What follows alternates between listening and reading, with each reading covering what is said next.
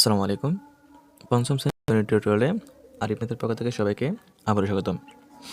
আজকে আমরা একের গুণ করের পার্ট 2 নিয়ে আলোচনা করব। পার্ট 2তে আজকে আমরা 6, 7, 8, 9 এই দুইটা গুণের সমাধান করব। প্রথমে আমরা 6 নং থেকে শুরু করতে পারি। 6 নংটা হচ্ছে আমাদের 3028 গুণ 417। তো এখানে আমাদের 3028 হচ্ছে গুণ্য, 400 হচ্ছে আমাদের গুণক। তাহলে এই দুইটা গুণ করলে আমরা গুণফলটা পেয়ে যাব। এখানে আমরা 6 নম্বরের সমাধানটা লিখব যে 3028 সাথে গুণ হবে আমাদের 417। আমরা কিন্তু ডান পাশ থেকে অঙ্কগুলা বসিয়ে যাব। এখন আমাদের কাজ হচ্ছে এই 7 দ্বারা আমরা উপরের সম্পূর্ণ সংখ্যাটাকে গুণ করব। প্রথমে আমরা 8 দ্বারা 8কে শুরু করব, যে 7 নামটা 8 বার, 7 8 56 6 হাতে এসে 5 এখন হচ্ছে 7 দোকানে 14 এবং 5 হচ্ছে আমাদের 19, 19 9 হাতে হচ্ছে 1, সাথে 0 0 হাতে যেটা ছিল, তাহলে আমরা এখানে একই বসিয়ে দেবো যেহেতু 0 হয়ে গেছে, 0কে 1। এখন 7 দ্বারা 3কে 3 7 21, এককের গড়ের কাজ শেষ, এই জন্য এককের গড় আমাদের খালি থাকবে। এখন 1 দ্বারা, তাহলে 8 একে 8, 2 একে 2, 1 0 0, 3 একে 3, তাহলে একক দশক এই দুই করে আমাদের খালি থাকবে। এখন 4 দ্বারা, 4 32 2 হাতে আসছে 3, 4 দোকানে 8, 8 3 11 1 হাতে আছে 1, 4 0 0 0 একে একই হয়, তাহলে 3 4 12। এখন আমরা সবগুলা যোগ করে দেব, যে 6 6 9 এবং 8 হচ্ছে 17 7 হাতে আছে 1, 1 2 3, 3 2 5, 5 1 6, 1 0 1, 1 2, 3 1 4, 4 2 6, 2 2 1 1, তাহলে একক দশক শতক হাজার অযুত লক্ষ। তাহলে সুতরাং গুণফলটি হচ্ছে আমাদের এখানে গুণফল সমান 12,62,676। এটা হচ্ছে আমাদের 6 নঙ্গের গুণফলটি। এখন আমরা করব 7 নম্বরে। 7 নম্বর গুণটি বলছে 2906 গুণ 801। তাহলে গুণ হচ্ছে আমাদের 2906 এবং গুণক হচ্ছে 801। তাহলে 2906 সাথে গুণ আমাদের 801। তাহলে গুণটা হচ্ছে আমাদের, প্রথমে আমরা 1 দ্বারাই গুণটা করব, যে 6 একে 6, 1 0 0, 9 একে 9, 2 একে 2, একক ঘর খালি থাকবে। 0 দ্বারা কোনো সংখ্যাকে গুণ করলে সেটা শূন্যই হয়, তাহলে 6 0 0 0 0 9 0 0 2 0 0 একক দশক, তাহলে 2 ঘর খালি থাকবে।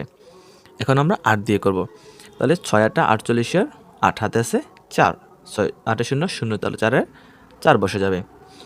এখন 8 নং 72 2 হাতে হচ্ছে 7, আর দোকানে 16 এবং 7 যোগ করা হচ্ছে আমাদের 23, আর সবটা এখন আমরা যোগ করে দেব। 6 6 0 0 9 0 9 9 8 17 7 হাতে আছে 1, 1 4 5, 5 2 7, 2 2 3 3 2 2। তাহলে আমাদের গুণফলটা এখানে হচ্ছে 23 লক্ষ। সুতরাং গুণফল সমান 23,27,706। এটা হচ্ছে আমাদের 7 নম্বর গুণফলটি। 8 নম্বরে আমরা 4,000 গুণ করব। 8 নম্বর দিয়ে 4007 গুণ হবে আমাদের 809।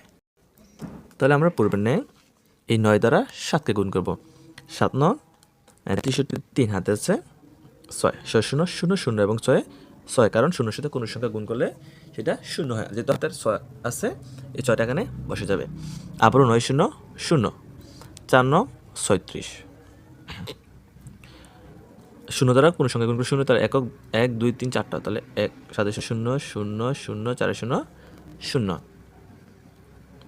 এখন আমরা 8 দ্বারা গুণ করব। 7 8 56, 7 8 56, 6 হাতে আছে 5, তাহলে 8 0 0 0 5 যোগ করলে 5 হয়, 8 0 0, 4 8 32। এখন সবটা যদি আমরা যোগ করি তাহলে এখানে পাচ্ছি 3-এর 3, 6 শূন্যয় 6, আবার 6 শূন্যয় 6, 6 শূন্য 6, 6 পাশে 11, 1 হাতে হচ্ছে 1, 1 3 4, যেহেতু শূন্য আছে শূন্যর কোনো দাম নেই, 2-এর 2, 3-এর 3। সুতরাং গুণফলটি হচ্ছে আমাদের 32,41,663।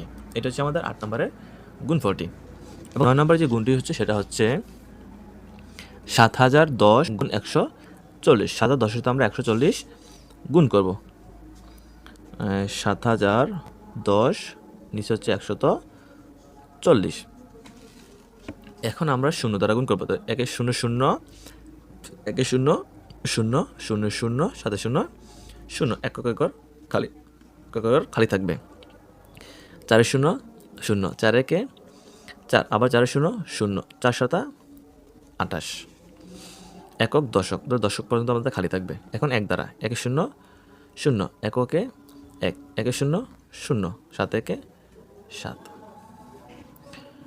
0 0 0 0, 4 0 4, 1 1, 8 7 2 9। তো এখানে গুণফলটা হচ্ছে, সুতরাং গুণফল সমান সমান 9,81,400। এটা হচ্ছে আমাদের কাঙ্ক্ষিত 9 নম্বরের গুণফলটি। তো আশা করি আজকের পর্ব 2-এর গুণফলগুলো সকলে বুঝতে পারছো।